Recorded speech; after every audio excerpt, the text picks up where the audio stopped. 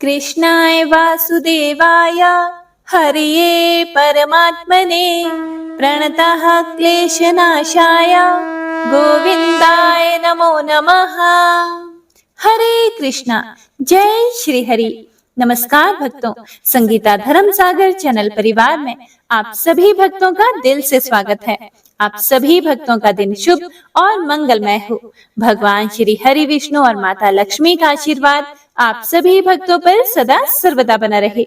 आज हम आषाढ़ मास महात्म्य के 16वें अध्याय का रसपान करेंगे और साथ ही जगन्नाथ भगवान की एक बहुत ही सुंदर कथा का श्रवण भी करेंगे। तो आइए सभी भक्तजन अपने मन में अपने इष्ट अपने गुरुदेव का ध्यान करते हुए आज की कथा का रसपान करते हैं। जय श्री गणेश। हे प्रिय भक्तों, श्री ब्रह्मा जी नारद जी से बोले, शुक्ल तीर्थ मनुष्यों को सब प्रकार की सिद्धि प्रदान करने वाला है। उसके स्मरण मात्र से संपूर्ण अभीष्ट वस्तुओं की प्राप्ति होती है। भरद्वाज नाम से विख्यात एक बड़े धर्मात्मा मुनि थे। उनकी पत्नी का नाम पैठीनसी था। वह पतिव्रत धर्म का पालन करती हुई पति के साथ गौतमी के तट पर निवास करती थी। एक बार मुनि ने अग्नि और सोम देवताओं के लिए तथा इंद्र और अग्नि देवताओं के लिए पुरोडाश बनाया। हे प्रिय भक्तों, पुरोडाश का मतलब होता है खीर। पुरोडाश जब पक रहा था तब धुएं से एक पुरुष प्रकट हुए जो तीनों लोगों को भयभीत करने वाला था। उसने पुरोडाश खा लिया। यह देखकर मुनि ने क्रोध पूर्वक पूछा कि तू कौन है जो मेरा यज्ञ नष्ट कर रहा है? ऋषि की बात को सुनकर राक्षस ने उत्तर दिया, मेरा नाम हव्यग्न है। मैं संध्या का पुत्र हूँ। प्राचीन बर्हिष का ज्येष्ठ पुत्र मैं ही हूँ। ब्रह्मा जी ने मुझे वरदान दिया है कि तुम सुख पूर्वक यज्ञों का भक्षण करो। मेरा छोटा भाई कली भी बलवान और अत्यंत भीषण है। मैं काला, मेरे पिता काले, मेरी माँ काली तथा मेरा छोटा भाई भी काला ही है। मैं कृतांत बनकर यज्ञ का नाश और योग का छेदन करूंगा। भरद्वाज ने यह सुनकर कहा कि तुम मेरे यज्ञ की रक्षा करो, क्योंकि यह प्रिय एवं सनातन धर्म है। मैं जानता हूँ कि तुम यज्ञ का नाश करने वाले हो, तो भी मेरा अनुरोध है कि तुम ब्राह्मणों सहित मेरे यज्ञ की रक्षा करो। यह सुनकर हव्यग्न ने भरद्वाज से कहा कि तुम संक्षेप से मेरी बात सुनो।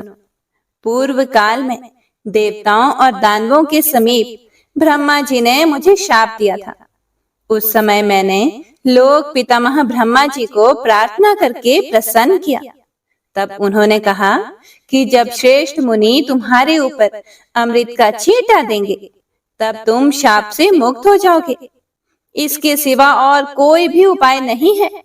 हे ब्राह्मण, जब आप ऐसा करेंगे तब आपकी जो जो इच्छा होगी वह सब पूर्ण होगी। यह बात कभी मिथ्या नहीं हो सकती। भरद्वाज ने फिर कहा, हे महामते, तुम मेरे सखा हो, इसीलिए जिस उपाय से यज्ञ की रक्षा हो वह बताओ, मैं उसे अवश्य करूंगा। देवताओं और दैत्यों के इकट्ठा होकर कभी क्षीर समुद्र का मंथन किया था। उस समय बड़े कष्ट से उन्हें अमृत मिला। वही अमृत मुझे कैसे सुलभ हो सकता है? यदि तुम प्रेम वश प्रसन्न हो तो जो सुलभ वस्तु हो वही मांगो। ऋषि की यह बात सुनकर राक्षस ने प्रसन्नता पूर्वक कहा, गौतमी गंगा का जल भी अमृत है, सुवर्ण अमृत कहलाता है। गाय का घी भी अमृत है और सोम को भी अमृत ही माना जाता है। इन सब के द्वारा मेरा अभिषेक करो, अथवा गंगा का जल, घी और स्वर्ण, इन तीनों वस्तुओं से ही अभिषेक करो। सबसे उत्कृष्ट एवं दिव्य अमृत है गौतमी गंगा का जल।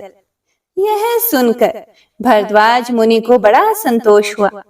उन्होंने बड़े आदर के साथ गंगा का अमृतमय जल हाथ में लिया और उससे राक्षस का अभिषेक किया।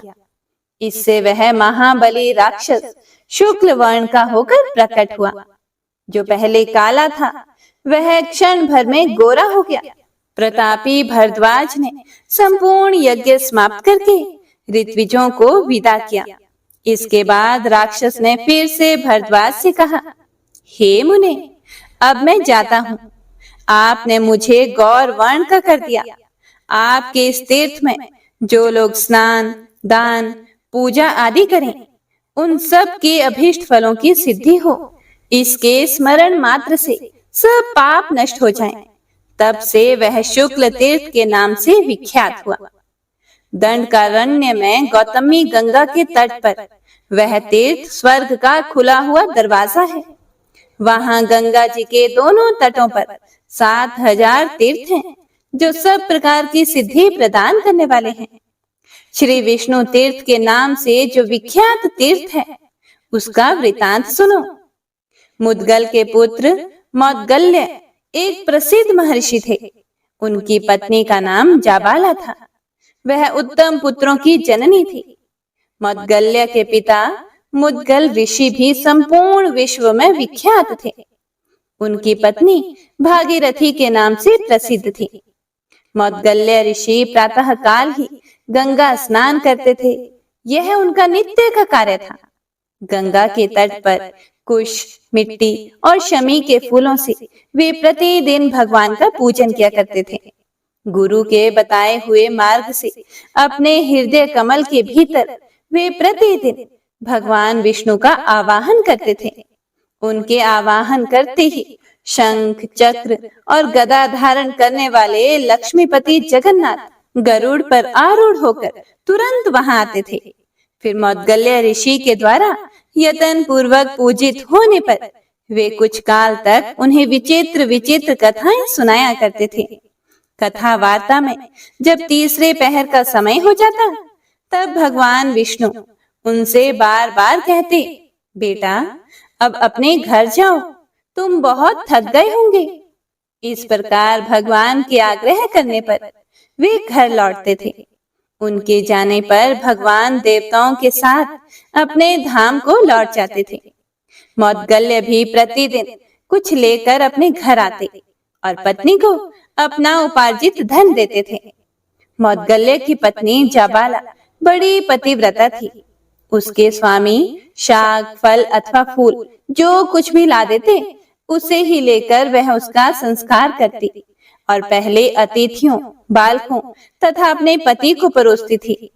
इन सब को भोजन देकर वह पीछे स्वयं अन्न ग्रहण करती। जब सब लोग भोजन कर लेते, तब मौद्गल्य मुनि प्रतिदिन रात में प्रसन्नता पूर्वक श्री विष्णु के मुख से सुनी हुई कथाएं सबको सुनाते थे।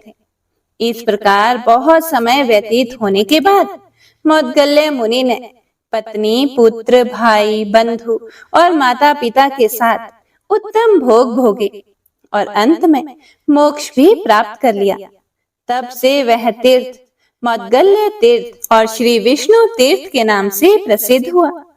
वहां का स्नान और दान भोग एवं मोक्ष देने वाला है। यदि किसी तरह उस तीर्थ के नाम का श्रवण अथवा उसका स्मरण ही हो जाए, तो भगवान विष्णु प्रसन्न होते हैं और वह मनुष्य पापों से मुक्त होकर सुखी हो जाता है। वहां गौतमी के दोनों तटों पर 11,000 तीर्थ हैं, जो स्नान, दान और जप आदि करने से सब पदार्थ देने वाले हैं। हे प्रिय भक्तों, आगे ब्रह्मा जी नारद जी से कहते हैं कि हे नारद, विष्णु तीर्थ के बाद लक्ष्मी तीर्थ है, जो लक्ष्मी की वृद्धि और दरिद्रता का नाश करने वाला है। उसका पवित्र इतिहास बतलाता हूँ, ध्यान पूर्वक सुनो। पूर्व काल की बात है। लक्ष्मी और दरिद्रा देवी में संवाद हुआ। वे दोनों एक दूसरे का विरोध करती हुई संसार में आई। तीनों लोकों में कोई भी वस्तु ऐसी नहीं है जहाँ ये व्याप्त ना हो। दोनों ही कहने लगी कि मैं बड़ी हूँ, मैं बड़ी हूँ। लक्ष्मी ने युक्ति दी, देहधारियों का कुल, शील और जीवन मैं ही हूँ। मेरे बिना वे जीते हुए भी मृतक के समान हैं। दरिद्रा ने भी तर्क उपस्थित किया, मैं ही सबसे बड़ी हूँ, क्योंकि मुक्ति सदा मेरे ही अधीन है। जहाँ मैं हूँ, वहाँ काम, क्रोध, मद, लोभ और मात्सर्य, ये दोष कभी नहीं रहते। भय, उन्माद, ईर्ष्या और उदंडता का भी अभाव रहता है। दरिद्रा की बात सुनकर लक्ष्मी ने प्रतिवाद किया, मुझसे अलंकृत होने पर सभी प्राणी सम्मानित होते हैं। निर्धन मनुष्य शिव के ही तुल्य क्यों ना हो, सबके द्वारा तिरस्कृत होता रहता है। मुझे कुछ दीजिए।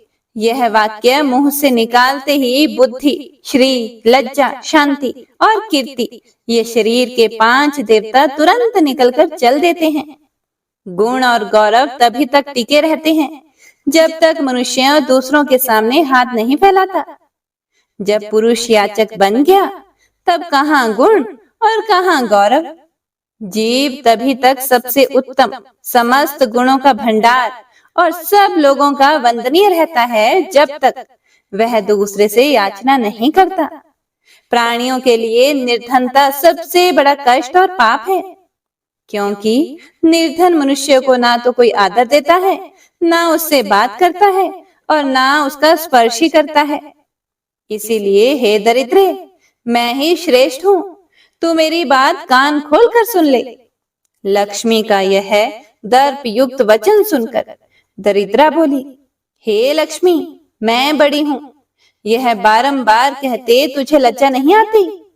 तू श्रेष्ठ पुरुषों को छोड़कर सदा पापियों में ही रमती रहती है। जो तेरा विश्वास करता है उसके साथ तू वंचना करती है। फिर बड़ी बड़ी डींगे कैसे हाँक रही है? तेरे मिलने पर मनुष्य को जैसा भारी पश्चाताप सहना पड़ता है, वैसा उसे सुख नहीं मिलता। मदिरा पीने से भी पुरुष को वैसा भयंकर नशा नहीं होता जैसा तेरे समीप रहने मात्र से विद्वानों को भी हो जाता है। हे लक्ष्मी, तू सदा प्राय पापियों के साथ ही क्रीड़ा करती है। मैं योग्य और धर्मशील पुरुषों में सदा निवास करती हूँ।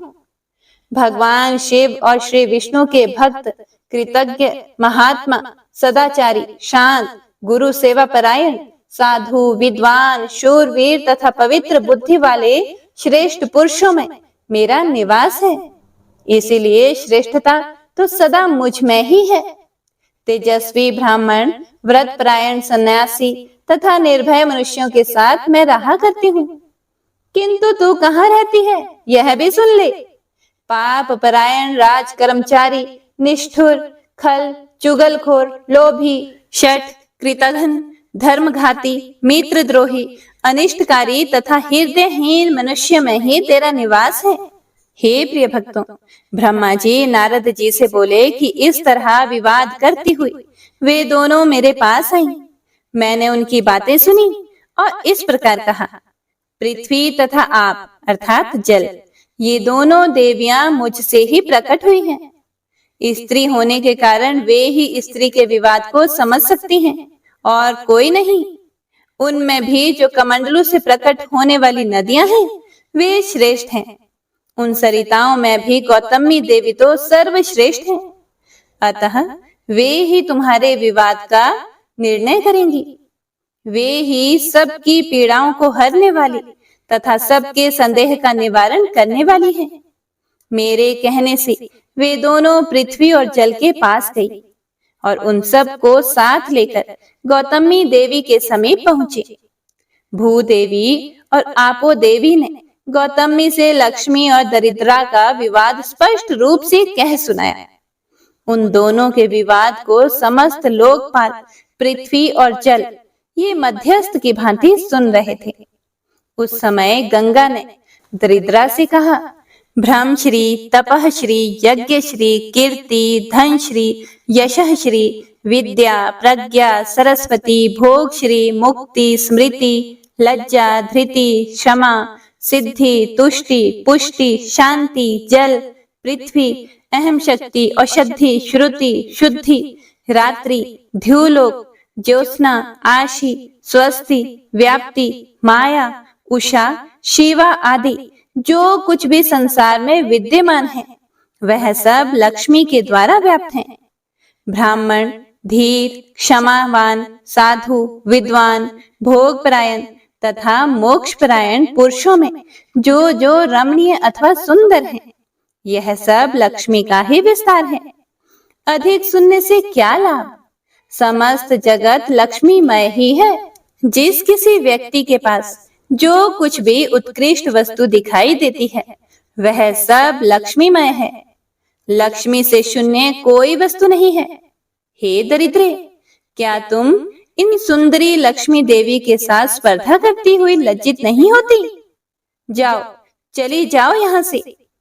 तब से गंगा का जल दरिद्रा का शत्रु हो गया। तभी तक दरिद्रता का कष्ट उठाना पड़ता है, जब तक गंगा जी का सेवन ना किया जाए। तब से लक्ष्मी तीर्थ अलक्ष्मी नाशक हो गया। वहां स्नान और दान करने से मनुष्य लक्ष्मीवान तथा पुण्यवान होता है।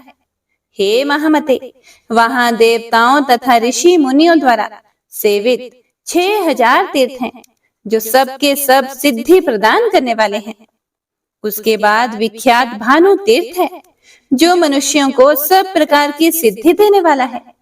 वहां का वृतांत महापातकों का नाश करने वाला है। उसे बतलाता हूँ, सुनो। शरियाती नाम से विख्यात एक परम धर्मात्मा राजा थे। उनकी पत्नी का नाम स्थविष्टा था। रानी इस भूतल पर अप्रतिम सुंदरी थी। संयमी पुरुषों में श्रेष्ठ विश्वामित्र कुमार ब्रह्म ऋषि मधुचंदा राजा शरियाती के पुरोहित थे। एक समय की बात है, वीरवर राजा शरियाती अपने पुरोहित को साथ लेकर दिग्विजय के लिए निकले। संपूर्ण दिशाओं पर विजय पाकर लौटते समय राजा ने रास्ते में सेना का पड़ाव डाला। उस समय उन्होंने अपने पुरोहित को उदास देखकर पूछा, हे विप्रवर, आप खिन्न क्यों हैं? मैंने पृथ्वी को जीता और बड़े बड़े राजाओं पर विजय पाई। यह तो महान हर्ष का अवसर है। ऐसे समय में आप दुखी क्यों हैं? सच सच बताओ। तब मधुचंदा ने राजा को संबोधित करके कहा, हे राजन, जब एक पहर दिन रहेगा तब हम लोग यात्रा करेंगे। इसी में रात आधी बीत जाएगी। उधर इस शरीर की स्वामिनी मेरी प्रियतमा काम के वशीभूत होकर मेरी राह देखती है। उसका स्मरण करके मेरा शरीर सूखा जाता है। काम जनित विकार उत्पन्न होने पर वह कमल के समान मुख वाली सुंदरी जीवित तो मिलेगी ना? यह सुनकर राजा हंस पड़े और पुरोहित से बोले कि हे ब्राह्मण, आप मेरे गुरु और मित्र हैं, फिर अपने आप को क्यों विडंबना में डाल रहे हैं? संसार का सुख तो क्षण भंगुर है, उसमें आप जैसे महात्माओं की आस्था कैसी? मधुचंदा बोले, हे राजन, जहाँ पति पत्नी दोनों एक दूसरे के अनुकूल रहते हैं, वहीं धर्म, अर्थ और काम की वृद्धि होती है। इसीलिए अपनी पत्नी के प्रति यह अनुराग दूषण नहीं, भूषण ही मानना चाहिए। उसके बाद राजा विशाल सेना के साथ अपने देश में आए। उन्होंने पत्नी के प्रेम की परीक्षा करने के लिए नगर से यह संदेश भेज दिया। राजा शरियाती दिग्विजय के लिए गए थे। वहां एक राक्षस पुरोहित सहित राजा को मारकर रसातल में चला गया। दूत के मुख से यह संदेश सुनकर रानी इसकी सत्यता का पता लगाने लगी, किंतु मधुचंदा की पत्नी ने तुरंत प्राण त्याग दिए। यह एक अद्भुत बात हो गई। दूतों ने उसकी मृत्यु का हाल महाराज से जाकर कहा और साथ ही रानियों की चेष्टा भी बताई। इससे राजा को बड़ा विस्मय और दुख हुआ। उन्होंने दूतों से कहा कि तुम लोग जाकर ब्राह्मणी के शरीर की रक्षा करो और नगर में यह बात फैला दो कि राजा अपने पुरोहित के साथ राजधानी में आ रहे हैं। ऐसा कहकर राजा चिंता से व्याकुल हो उठे। इसी समय आकाशवाणी हुई, हे राजन, इस पृथ्वी पर गौतमी गंगा सब प्रकार के संकटों की शांति करने वाली तथा पावन है। वे आपका संपूर्ण मनोरथ सिद्ध करेंगी। आकाशवाणी को सुनकर शरियाती गौतमी के तट पर गए। उन्होंने ब्राह्मणों को धन दिया, पितरों और द्विजों को तृप्त किया और अपने पुरोहित को धन के साथ यह कहकर भेजा कि आप अन्य तीर्थों में जाकर धन दान करें। राजा का यह सब कार्य पुरोहित नहीं जानते थे। उनके चले जाने पर राजा ने सेना को भी भेज दिया और स्वयं अकेले ही गंगा तट पर रह गए। उन्होंने गंगा, सूर्य तथा देवताओं को सुनाकर कहा, यदि मैंने दान, होम और प्रजा पालन किया हो तो इस सत्य के प्रभाव से वह पतिव्रता ब्राह्मणी मेरी आयु लेकर जीवित हो जाए। ऐसा कहकर राजा अग्नि में प्रवेश कर गए। उसी समय पुरोहित की पत्नी जीवित हो गई।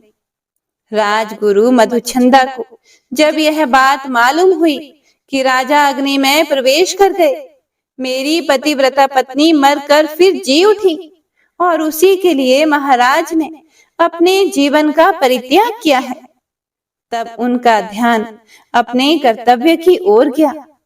उन्होंने सोचा कि मैं भी अग्नि में प्रवेश करके अपने प्रिय मित्र के पास जाऊं अथवा यहीं रहकर तपस्या करूं।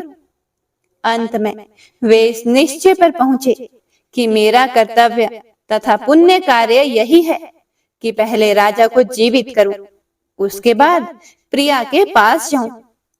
यह विचार करके उन्होंने सूर्य देव की स्तुति की, क्योंकि उनके सिवा दूसरा कोई संपूर्ण अभीष्ट वस्तु को देने वाला नहीं है। मधुचंदा बोले, मुक्ति स्वरूप अमित तेजस्वी भगवान सूर्य को मेरा नमस्कार है। ओमकार के अर्थभूत छंदोमय देव को नमस्कार है, जो विरूप, सुरूप, त्रिगुण, त्रिमूर्ति, सृष्टि, पालन और संहार के हेतु तथा सबके प्रभु हैं। उन भगवान सूर्य को नमस्कार है। इस स्तोत्र से प्रसन्न होकर भगवान सूर्य ने कहा, मुझसे कोई वर मांगो। मधुचंदा बोले, हे देवेश्वर, राजा का जीवन दान दीजिए। प्रिय वचन बोलने वाली मेरी पत्नी को भी जीवित रखिए और मुझे तथा राजा के लिए भी उत्तम पुत्र प्रदान कीजिए।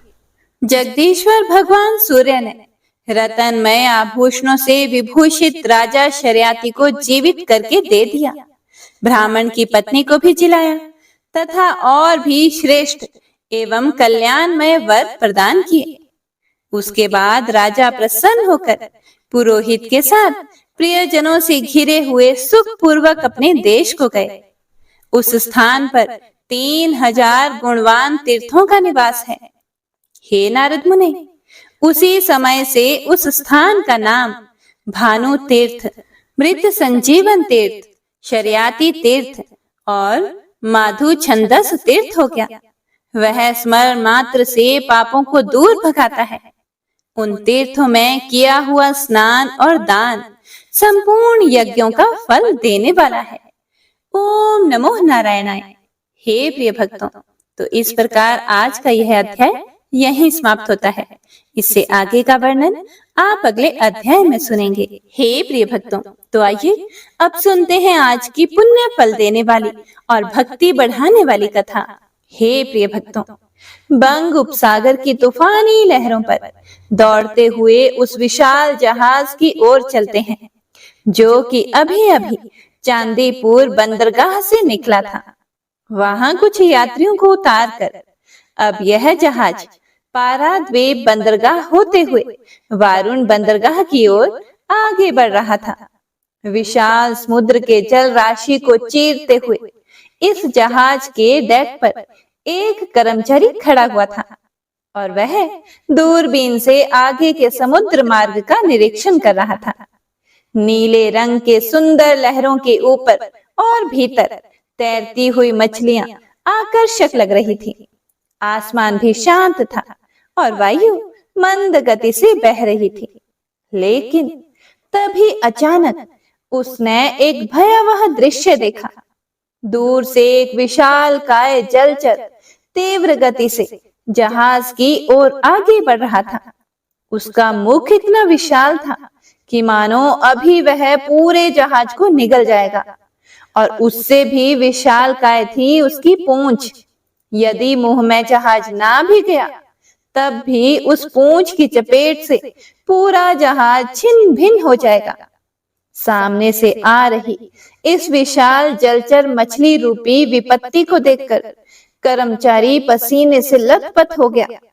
उसने तुरंत जाकर इस विषय में जहाज के कप्तान को सूचना दी। कप्तान भी भागता हुआ जहाज के डेक पर जा पहुंचा और दूरबीन से इस विपत्ति के साकार रूप को देखने लगा। जहाज के कप्तान ने अपने जीवन काल में इतना विशालकाय जलचर कभी भी नहीं देखा था। और इतना ही नहीं, यदि जलचर से जहाज को बचा भी लिया जाए, जो कि असंभव था, फिर भी उस जलचर के पीछे बड़ा सा समुद्री तूफान उठ रहा था। वह तो अवश्य ही इस जहाज को निगल लेगा। आकाश में मेघ गर्जन कर रहे थे। सामने विशाल जलचर मुंह खोले हुए जहाज की ओर बढ़ रहा था और उसके पीछे भयंकर समुद्री तूफान मानो जहाज को गले लगाने के लिए दौड़ा आ रहा था। ऐसे में कप्तान अत्यंत घबरा गया।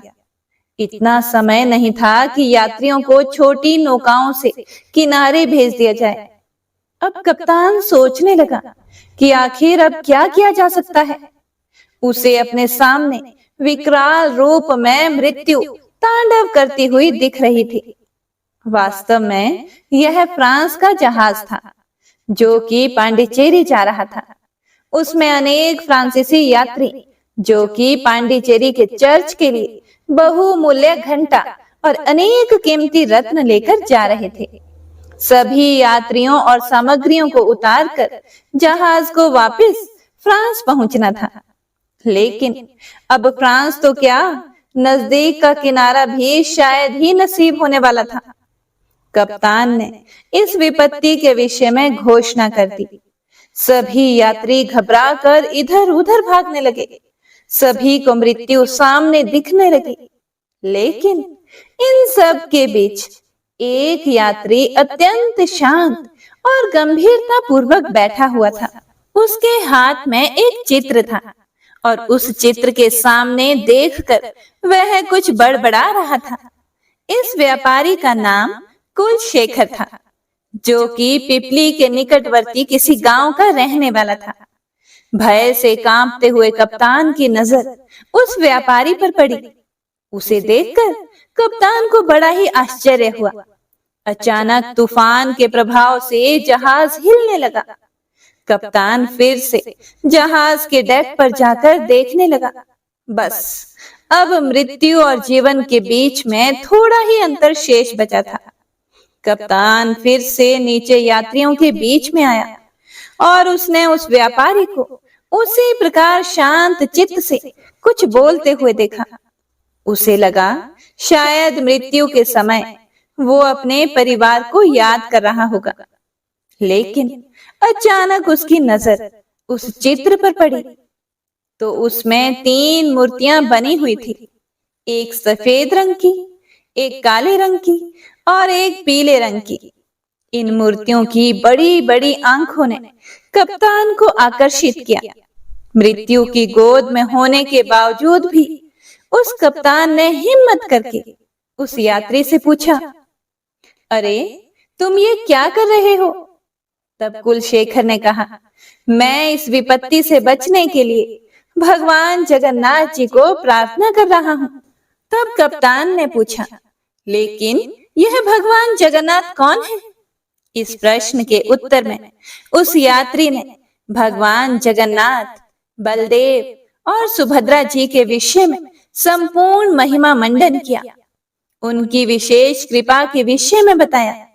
और फिर कप्तान ने पूछा, लेकिन तुम यह कैसे कह सकते हो कि तुम्हारे भगवान जगन्नाथ इस विशाल जलचर को मार देंगे या फिर इस महाकाय समुद्री तूफान के सामने दीवार बनकर खड़े रह जाएंगे?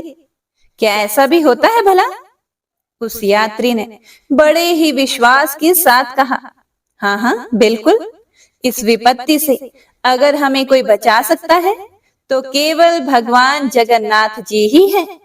मुझे पूरा विश्वास है और मैंने कई बार देखा भी है कि भगवान जगन्नाथ अपने भक्तों को कष्ट से मुक्त करते हैं।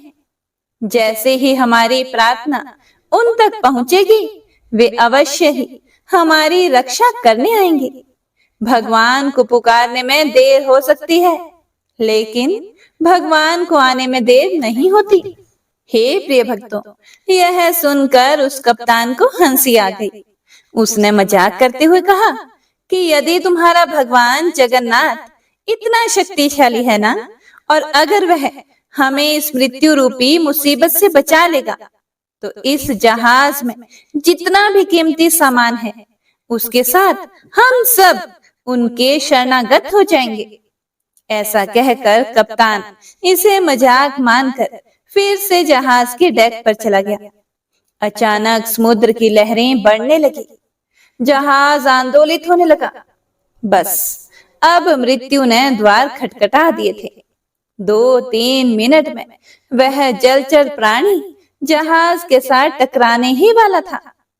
हे प्रिय भक्तों, लेकिन अचानक से उस जलचर ने अपना रास्ता बदल दिया, मानो उसे आगे का रास्ता दिखाई ही नहीं दे रहा था। उसकी आंखों की ज्योति फीकी पड़ गई और वहीं से वो मुड़ गया और उसी तीव्रता से समुद्र के गर्भ में छिप गया। यह देखकर कप्तान के मुख पर प्रसन्नता की लहरें आ गई, लेकिन समस्या अभी भी खत्म नहीं हुई थी। पीछे से महाकाय समुद्री तूफान धीरे धीरे प्रलय का रूप धारण कर रहा था। कप्तान की आंखों के सामने कभी कुलशेखर तो कभी जगन्नाथ जी की विशाल नेत्रों वाली छवि दिख रही थी। वह मन ही मन भगवान जगन्नाथ जी से प्रार्थना करने लगा, हे जगत के नाथ, हे जगन्नाथ, आपने इस विशाल काय जलचर प्राणी से हमारी रक्षा की है। हे प्रभु, अब इस तूफान से भी हमें बचाइए, हमारी रक्षा कीजिए। ठीक उसी समय आकाश में भयंकर गर्जना हुई, मानो आकाश अभी गिर जाएगा और पृथ्वी पर प्रलय आ जाएगा। लेकिन धीरे धीरे हवा की गति शांत हो गई। समुद्री तूफान ने अपनी दिशा बदल दी और कुछ ही समय में जहाज पर सूचना प्रसारित की गई कि जलचर और समुद्री तूफान का खतरा टल चुका है और अब सभी यात्री सुरक्षित हैं। हर्ष के आवेश में आकर कप्तान ने कुलशेखर को गले से लगा लिया। भगवान की मनोहर छवि ने उसे मोहित कर लिया। उसकी आंखों से अश्रु बहने लगे और भगवान जगन्नाथ के प्रति उसने अपने कृतज्ञतापूर्ण प्रार्थनाएं अर्पित की। जहाज धीरे धीरे आगे बढ़ता हुआ किनारे पर पहुंच रहा था और वहीं दूर से जगन्नाथ पुरी मंदिर के नील चक्र पर उड़ती हुई ध्वजा पर कप्तान की दृष्टि पड़ी। अपने वचन के अनुसार उसने अपने सभी कर्मचारियों के साथ जाकर भगवान जगन्नाथ की शरण ग्रहण की और जहाज पर जितने भी बहुमूल्य रत्न और संपत्ति थी, उसे पूरी मंदिर में अर्पित कर दिया। जो घंटे पांडिचेरी के चर्च में लगने वाले थे, उसे भी पूरी मंदिर में भेंट कर दिया गया और आज भी यह घंटे श्री मंदिर के पश्चिम द्वार पर नीलाद्रि विहार में संग्रहित किया गया है। हे प्रिय भक्तों, उम्मीद करती हूँ कि आपको हमारे द्वारा सुनाई जा रही ये कथाएं पसंद आ रही होंगी। पसंद आ रही हो तो इसे ज्यादा से ज्यादा लाइक और शेयर कीजिएगा और कमेंट बॉक्स में जगन्नाथ भगवान की जय अवश्य लिखिएगा। आइए अब गजेंद्र मोक्ष स्तोत्र का पाठ करते हैं। इस स्तोत्र में हाथी और मगरमच्छ के साथ हुए युद्ध का वर्णन किया गया है और गजेंद्र जब युद्ध से हार जाता है तो भगवान श्री हरि विष्णु का ध्यान करके उनकी स्तुति करता है और उसकी स्तुति से प्रसन्न होकर भगवान श्री हरि विष्णु आते हैं और उसे मोक्ष प्रदान करते हैं। और हे प्रिय भक्तों, इस पाठ को करते समय अगर हम अपने मन में यह भावना रखें कि हे श्री हरि विष्णु, हे मेरे प्रभु, जिस प्रकार से आपने गजेंद्र को परेशानी से बाहर निकाला, उसी प्रकार से हमें भी हमारी परेशानियों से बाहर निकालिए, तो यकीन मानिए निश्चित ही भगवान श्री हरि विष्णु हमारी मदद स्वयं करते हैं। तो आइए अब सच्चे मन से भगवान श्री हरि विष्णु का ध्यान करके इस परम कल्याणकारी स्तोत्र का पाठ करते हैं। जय श्री हरि विष्णु। शुक जी ने कहा कि बुद्धि के अनुसार पिछले अध्याय में वर्णन किए गए रीति से अपने मन को नियंत्रित करके और हृदय को स्थिर करके गजेंद्र अपने पिछले जन्म में याद किए गए सर्वोच्च कार्य और बार बार जप किए जाने वाले स्तोत्र का जाप करने लगा। गजेंद्र ने मन ही मन श्री हरि को ध्यान करते हुए कहा, जिनके प्रवेश करने से शरीर और मन चेतन की तरह व्यवहार करने लगते हैं, ओम द्वारा लक्षित और पूरे शरीर में प्रकृति और पुरुष के रूप में प्रवेश करने वाले उस सर्वशक्तिमान देवता का मैं मन ही मन स्मरण करता हूँ, जिनके सहारे ये पूरा संसार टिका हुआ है, जिनसे ये संसार अवतरित हुआ है और जिन्होंने प्रकृति की रचना की है और जो खुद उसके रूप में प्रकट हैं, लेकिन इसके बावजूद भी वो इस पूरी दुनिया से सर्वोपरि और श्रेष्ठ हैं। ऐसे अपने आप और बिना किसी कारण के भगवान की मैं शरण में जाता हूँ और अपने संकल्प शक्ति के बल पर अपने ही स्वरूप में रचित और सृष्टि काल में प्रकट एवं प्रलय में अप्रकट रहने वाले इस शास्त्र प्रसिद्धि प्राप्त कार्य कारण रूपी संसार को, जो बिना कुंठित दृष्टि के साक्ष्य रूप में देखते रहने पर भी लिप्त नहीं होते, चक्षु आदि प्रकाशकों के परम प्रकाशक प्रभु, आप मेरी रक्षा करें। बीतते गए समय के साथ तीनों लोकों और ब्रह्मादि लोकपालों के पंचभूत में प्रवेश कर जाने पर और पंचभूतों से लेकर महत्वपूर्ण सभी कारणों के उनकी परम करुणा स्वरूप प्रकृति में मगन हो जाने पर उस समय दुर्गेय और घोर अंधकार रूपेण प्रकृति ही बच रही थी। उस अंधकार से परे अपने परम धाम में जो सर्वव्यापी भगवान सभी दिशाओं में प्रकाशित होते रहते हैं, वो भगवान मेरी रक्षा करें। विभिन्न नाट्य रूपों में अभिनय करने वाले और उस अभिनेता के वास्तविक स्वरूप को जिस प्रकार से साधारण लोग भी नहीं जान पाते, उसी तरह से सत्व प्रधान देवता और महर्षि भी जिनके स्वरूप को नहीं जान पाते, ऐसे में कोई साधारण प्राणी उनका वर्णन कैसे कर सकता है। ऐसे दुर्गम चरित्र वाले भगवान मेरी रक्षा करें। अनेकों शक्ति से मुक्त सभी प्राणियों को आत्म बुद्धि प्रदान करने वाले, सबके बिना कारण हित और अतिशय साधु स्वभाव ऋषि मुनिजन, जिनके परम स्वरूप को देखने की इच्छा के साथ वन में रहकर अखंड ब्रह्मचर्य तमाम अलौकिक व्रतों को नियमों के अनुसार पालन करते हैं, ऐसे प्रभु ही मेरी गति है। वह जिनका हमारी तरह ना तो जन्म होता है और ना जिनके द्वारा अहंकार प्रेरित कर्म ही होते हैं, जिनके निर्गुण स्वरूप का ना कोई नाम है और ना ही कोई रूप है, इसके बावजूद भी समय के साथ इस संसार की सृष्टि और प्रलय के लिए अपनी इच्छा से अपने जन्म को स्वीकार करते हैं। उन अनंत शक्ति संपन्न परम ब्रह्म परमेश्वर को मेरा नमस्कार है। उन प्राकृत आकार रहित और अनेक रूप वाले अद्भुत भगवान को मेरा बारंबार नमस्कार है। स्वयं प्रकाशित सभी साक्ष्य परमेश्वर को मेरा शत शत नमन है। वैसे देव जो मन, वाणी और चित्त वृत्तियों से परे हैं, उन्हें मेरा बारंबार नमस्कार है। विवेक से परिपूर्ण पुरुष के द्वारा सभी सत्व गुणों से परिपूर्ण, निवृत्ति धर्म के आचरण से मिलने योग्य और मोक्ष सुख की अनुभूति रूपी भगवान को मेरा नमस्कार है। सत्व गुणों को स्वीकार करके शांत, रजोगुण को स्वीकार करके घोर और तमोगुण को अपनाकर मूढ़ से प्रतीत होने वाले, भेद रहित अतएव सदा संभाव से स्थित ज्ञान धन प्रभु को मेरा नमस्कार है। शरीर, इंद्रिय आदि के समुदाय रूप सभी पिंडों के ज्ञाता, सबके स्वामी और साक्षी स्वरूप प्रभु को मेरा बारंबार नमस्कार है। सबके अंतर्यामी, प्रकृति के भी परम कारण लेकिन स्वयं कारण रहित भगवान को मेरा शत शत नमस्कार है। सभी इंद्रियों और सभी विषयों के जानकार, सभी प्रतीतियों के कारण रूप, संपूर्ण जड़ प्रपंच और सबकी मूलभूता अविद्या के द्वारा सूचित होने वाले और सभी विषयों में अविद्या रूप से भासने वाले भगवान को मेरा नमस्कार है। सबके कारण लेकिन स्वयं कारण रहित तथा कारण होने पर भी परिणाम रहित होने की वजह से अन्य कारणों से भी विलक्षण कारण आपको मेरा बारंबार नमस्कार है।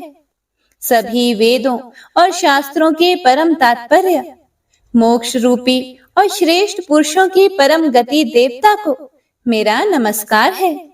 वह जो त्रिगुण रूपों में छिपी हुई ज्ञान रूपी अग्नि है, वैसे गुणों में हलचल होने पर जिनके मन में संसार को रचने की वृत्ति उत्पन्न हो उठती हो और जो आत्मा तत्व की भावना के द्वारा विधि निषेध रूप शास्त्र से भी ऊपर उठे हों, जो महाज्ञानी महात्माओं में स्वयं प्रकाशित हो रहे हैं, ऐसे भगवान को मेरा नमस्कार है। मेरे जैसे शरणागत पशु के समान जीवों की अविद्या रूप फांसी को पूर्ण रूप से काट देने वाले परम दयालु और दया करने में कभी भी आलस्य नहीं करने वाले भगवान को मेरा नमस्कार है। अपने अंश से सभी जीवों के मन में अंतर्यामी रूप से प्रकट होने वाले सर्वनियंता अनंत परमात्मा आपको मेरा नमस्कार है। जो शरीर, पुत्र, मित्र, घर और संपत्ति सहित कुटुंबियों में अशक्त लोगों के द्वारा कठिनाई से मिलते हों और मुक्त पुरुषों के द्वारा अपने हृदय में निरंतर चिंतित ज्ञान स्वरूप सर्व समर्थ परमेश्वर को मेरा नमस्कार है। वह जिन्हें धर्म, अभिलाषित भोग, धन और मोक्ष की कामना से मनन करके लोग अपनी मनचाही इच्छा पूर्ण कर लेते हैं, अपितु जिन्हें विभिन्न प्रकार के अयाचित भोग और अविनाशी पार्षद शरीर भी देते हैं, वैसे अत्यंत दयालु प्रभु मुझे इस प्रकार की विपदा से हमेशा के लिए बाहर निकालें। वह जिनके एक से अधिक भक्त हैं, जो मुख्य रूप से एकमात्र उसी भगवान की शरण में हैं, जो धर्म, अर्थ आदि किसी भी पदार्थ को नहीं चाहते, अपितु जो केवल उन्हीं के परम मंगलमय एवं अत्यंत विलक्षण चरित्र का गुणगान करते हुए उनके आनंदमय समुद्र में गोते लगाते रहते हैं। उन अविनाशी, सर्वव्यापी, सर्वमान्य ब्रह्मादि के भी नियामक अभक्तों के लिए भी हमेशा प्रकट होने वाले, भक्ति योग द्वारा प्राप्त अत्यंत निकट होने पर भी माया के कारण अत्यंत दूर महसूस होने वाले, इंद्रियों के द्वारा अगम्य और अत्यंत दुर्विज्ञ, अंत रहित लेकिन सभी के आदि कारक और सभी तरफ से परिपूर्ण उन प्रभु की मैं स्तुति करता हूँ। वो जो ब्रह्मा सहित सभी देवता, चारों वेद तथा समस्त चराचर जीव नाम और आकृति भेद से जिनके अत्यंत क्षुद्र अंशों से रचे गए हैं, जिस तरह से जलती हुई अग्नि की लपटें और सूरज की किरणें बार बार निकलती हैं और फिर से अपने कारण में ही लीन हो जाती है, उसी प्रकार बुद्धि, मन, इंद्रियां और नाना योनियों के शरीर, जिन सभी गुणों से प्राप्त शरीर जो स्वयं प्रकाश परमात्मा से प्रकट होता है और फिर से उन्हीं में लीन हो जाता है, वह प्रभु जो ना तो देवता है, ना असुर, ना मनुष्य है और ना ही मनुष्य से नीचे किसी अन्य योनि के प्राणी, ना ही वो स्त्री हैं और ना ही पुरुष, ना ही नपुंसक और ना ही वो कोई ऐसे जीव हैं जिनका इन तीनों ही श्रेणी में समावेश है। वो ना तो गुण है, ना कर्म, वो ना ही कार्य है और ना ही कारण। इन सभी योनियों का निषेध होने पर जो बचता है वही उनका असली रूप है और वे ही सब कुछ हैं। ऐसे प्रभु मेरा उत्थान करने के लिए प्रकट हो। अब मैं इस मगरमच्छ के चंगुल से आजाद होने के बाद जीवित नहीं रहना चाहता। इसकी वजह ये है कि मैं सभी तरफ से अज्ञानता से ढके इस हाथी के शरीर का क्या करूं? मैं आत्मा के प्रकाश से ढक देने वाले अज्ञानता से युक्त इस हाथी के शरीर से मुक्त होना चाहता हूँ, जिसका काल क्रम से अपने नाश नहीं होता, बल्कि ईश्वर की दया और ज्ञान से उदय हो पाता है। इस प्रकार से मोक्ष के लिए लालायित संसार के रचयिता स्वयं संसार के रूप में प्रकट, लेकिन संसार से परे, संसार में एक खिलौने की भांति खेलने वाले, संसार में आत्म रूप से व्याप्त अजन्मा सर्वव्यापी एवं प्रापत्य वस्तुओं में सर्वश्रेष्ठ श्री हरि का केवल स्मरण करता हूँ और उनकी शरण में जाता हूँ, जिन्होंने भगवत भक्ति रूपी योग के द्वारा कर्मों को जला डाला है, जिन्हें समस्त योगी ऋषि अपने योग के द्वारा अपने शुद्ध हृदय में प्रकट देखते हैं। उन योगेश्वर भगवान को मेरा नमस्कार है। वह जिनके त्रिगुणे शक्तियों का राग, रूप, वेग और असह्य है, जो सभी इंद्रियों के विषय रूप में मौजूद हैं। वह जिनकी इंद्रियां समस्त विषयों में ही बसी रहती है। ऐसे लोगों को जिनको मार्ग मिलना भी संभव नहीं है, वैसे शरणागत एवं अपार शक्तिशाली वाले भगवान आपको मेरा बारंबार नमस्कार है।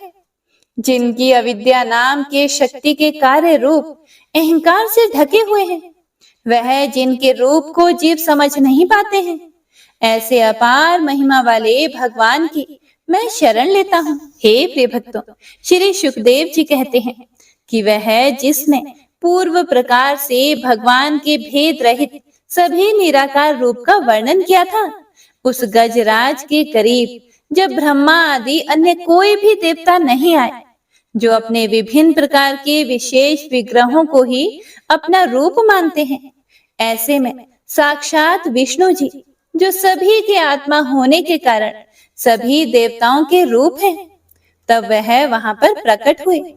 गजराज को इस प्रकार से दुखी देखकर और उसके पढ़े गए स्तुति को सुनकर चक्रधारी प्रभु इच्छानुसार वेग वाले गरुड़ की पीठ पर सवार होकर सभी देवों के साथ उस स्थान पर पहुंचे जहां वह गज था। गज अर्थात हाथी था। सरोवर के अंदर महाबलशाली मगरमच्छ द्वारा जकड़े और दुखी उस हाथी ने आसमान में गरुड़ की पीठ पर बैठे और हाथों में चक्र लिए भगवान श्री हरि विष्णु को आते हुए जब देखा, तो वह अपनी सूंड में पहले से ही उनकी पूजा के लिए रखे कमल के फूल को श्री हरि पर बरसाते हुए कहने लगा, सर्व पूज्य भगवान श्री हरि नारायण, आपको मेरा प्रणाम है। सर्व पूज्य भगवान श्री हरि, आपको मेरा नमस्कार है। लाचार हाथी को पीड़ित देखकर श्री हरि विष्णु गरुड़ से नीचे उतरकर सरोवर में उतर आए और वह दया से प्रेरित होकर ग्राह सहित उस गज को तुरंत ही सरोवर से बाहर निकाल आए और देवताओं के देखते ही देखते अपने चक्र से मगरमच्छ के गर्दन को काट दिया और हाथी को उस पीड़ा से बाहर निकाल लिया। तो इसी के साथ गजेंद्र मोक्ष स्तोत्र संपूर्ण हुआ। तो सभी एक बार प्रेम से बोलिए, भगवान श्री हरि विष्णु की जय। बंशी शोभित कर मधुर नील जलद तन श्याम, अरुण अधर जनु बिंब फल नयन कमल अभिराम, पूर्ण इंद्र अरविंद मुख पीतांबर शुभ साज, जय मन मोहन मदन छवि कृष्ण चंद्र महाराज।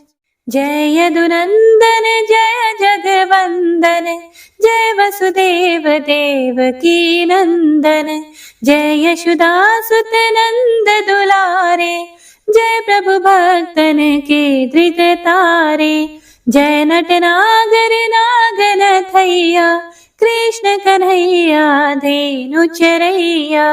पुनि नख पर प्रभु गिरिवर धारो, आओ दीनन कष्ट निवारो।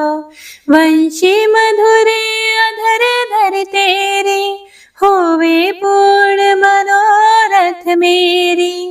आओ हरि पुनि माखन चाखो, आज लाज भारत की राखो। गोल कपोल चिबुक करुणारे, मृदु मुस्कान मोहिनी डारे। रंजित राजीव नयन विशाला, मोर मुकुट वैजंती माला।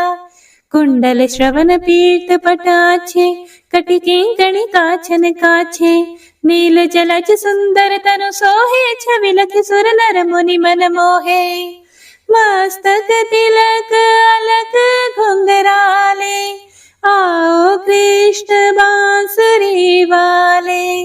करि पय पान पूत नहीं तार्यो, अका बका का सुर मार्यो। मधुवन जलत अग्नि जब ज्वाला, भय शीतल लखि तहि नंद लाला। सुरपति जब ब्रज चढ़े और साई, मोसर धार वारी वर्षाई। लगत लगत ब्रज चहन बहायो, गोवर्धन नख धारी बचायो। लखी यशोदा मन ब्रह्म अधिकाई, मुख मह 14 भुवन दिखाई। दुष्ट कंस अति उधम मचायो, कोटि कमल जब फूल मंगायो। नाथी काली यही तब तुम लीन है, चरण चिन्ह दई निर्भय कीन है। करि गोपिन संग रास विलासा, सबकी पूर्ण करी अभिलाषा। केतिक महासुर संहार्यो, कंस ही केस पकड़ी दई मार्यो। मात पिता की बंदी छुड़ाई, उग्रसेन कहा राज दिलाई। मही से मृतक छहो सुत लायो, मातु देव की शोक मिटायो। भौमासुर मुर दैत्य सहारी, लाए 68 सहस कुमारी। दई भी नहीं तृण चीर सहारा, जरा सिंधु राक्षस कह मारा। असुर बकासुर आदिक मार्यो, भक्तन के तब कष्ट निवार्यो। दीन सुदामा के दुख टार्यो, तंदुल 3 मूठ मुख डार्यो।